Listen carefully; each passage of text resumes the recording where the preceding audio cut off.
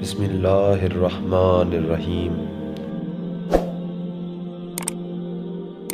عبداللہ بن عباس کا بیان ہے کہ ایک روز نماز صبح کے بعد حضرت رسول کریم صلی اللہ علیہ وآلہ وسلم مسجد مدینہ میں بیٹھے ہوئے سلمان، ابو ذر، مقداد اور حذیفہ سے محو گفتگو تھے کہ ناگہاں مسجد کے باہر ایک شور اٹھا۔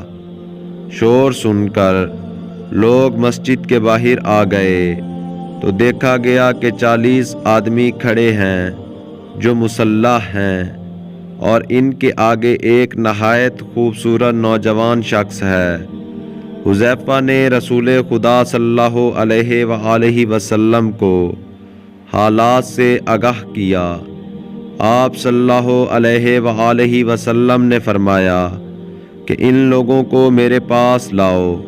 وہ آ گئے تو حضرت نے فرمایا کہ علی ابن ابی طالب علیہ السلام کو بلا لاؤ۔ حذیفہ گئے۔ امیر المؤمنین حضرت علی علیہ السلام نے فرمایا کہ اے حذیفہ، مجھے علم ہے کہ ایک گروہ قوم عاد سے آیا ہے، مجھے ان کی حاجت بھی معلوم ہے۔ اس کے بعد آپ علیہ السلام حاضر خدمت رسول کریم ہوئے۔ آن حضرت صلی اللہ علیہ وآلہ وسلم نے حضرت علی علیہ السلام سے ان کا سامنا کرایا۔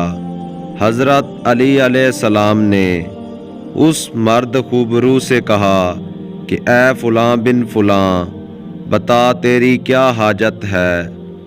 اس نے جب اپنا نام اور پورا شجرہ سنا تو حیران رہ گیا اور کہا کہ حضور، میرے بھائی کو شکار کا بڑا شوق ہے۔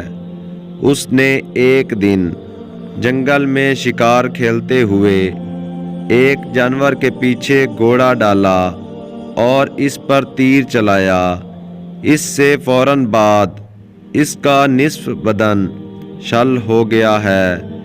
بڑے علاج کیے مگر کوئی فائدہ نہیں ہوا۔ آپ علیہ السلام نے فرمایا کہ اسے میرے سامنے لا۔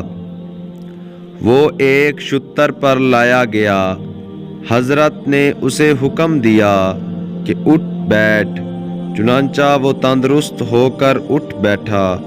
یہ دیکھ کر وہ اور اس کے قبیلہ کے 70,000 نفوس مسلمان ہو گئے۔